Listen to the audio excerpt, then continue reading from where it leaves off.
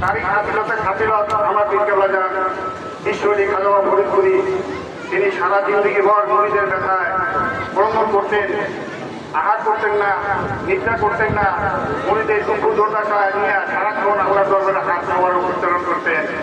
বলতেন, আল্লাহ ওরা তোমাকে ডাকতে জানে না, আল্লাহ ওদের মাফ করে দে, ওদের পেটে ভাত নাই, বরফের বস্তু নাই, যে আল্লাহ ওদের মাফ করে দে। সেই দরদি বান্ধবের অভাব দিবস,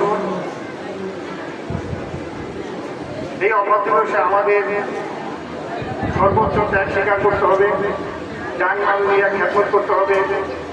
আশেপাশে জাকের ভাই বোনেরা যারা আছে তাদেরকে দাওয়াত নিয়ে একটা ক্রিয়া কাফেলা আকারে বিশ্ব জাকের মধ্যে উপস্থিত হবে। কেবলা জান হুজুরের অভাব দিবসে কেবলা জান হুজুরের রুহানি সাহায্য আমাদের কাছে আসতে থাকে মুরিদের দিলে।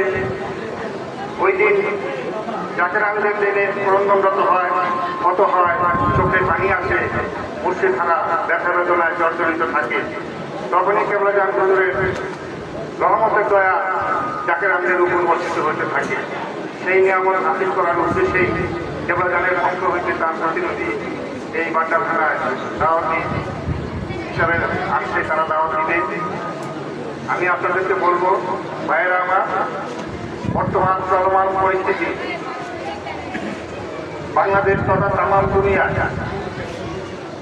যে অগ্নিশিখা দাও দাও করে চলতেছে, চায়ের কাঁচায় দেখে কোথাও শান্তি নাই, ঘরে শান্তি নাই, বাইরে শান্তি নাই, বিপদ আর বিপদ, যান মালের কোনো নিরাপত্তা নাই।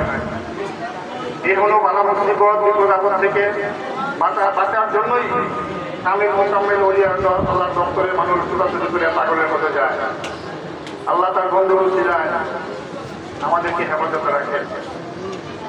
সেই গজব আযাব বিপদ আপদ থেকে বাঁচতে হলে আপনার আমার সবারই বিশ্ব জাতীয় মন্দির আমার দিন কেবলা যাবে প্রথমে হাজির হয়ে তার রোহানি সাহায্য শিক্ষা দেখতে হবে এবং আল্লাহ তাআলার কাছ থেকে রহমত দেখতে হবে।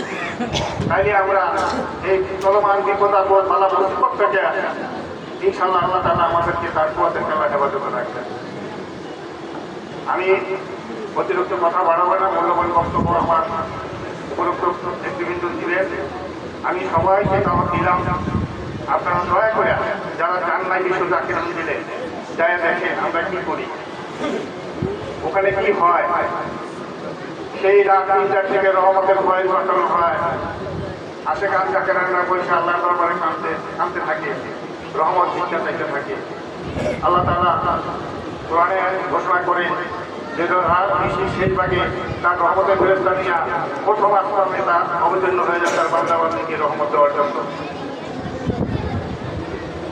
তো আল্লাহ তাআলা হুকুম করেন ফেরেশতাদের যাও বান্দাবান্দির রহমত দিয়ে আসো। আইসা থেকে মানুষ নাক থেকে ঘুমাইতেছে, কারোর ঘরে দরজা নাই, খোলা নাই, সবাই ঘুমে অচেতন।